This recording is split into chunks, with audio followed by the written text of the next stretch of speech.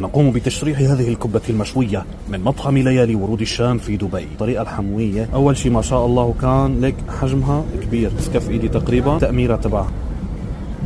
بسم الله نجرب. الشيف نصحني هون نصيحة، أهل حماة بياخدوا الكبة هيك وبيحطوها بصحن سمنة عربية حموية وبيلبلكها لبلكة بقلب السمن. مشان شو؟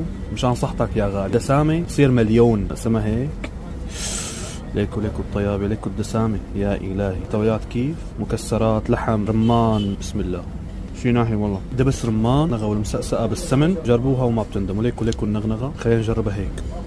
يا إلهي. خلينا نلكها شوي بالسمنة، نرجع نسقسق. والدبس رمان واللحم، المكسرات، اللبن بخيار. هذا صحن خضرة ضروري بكل أكلة. شوربة العدس، بنسقسق.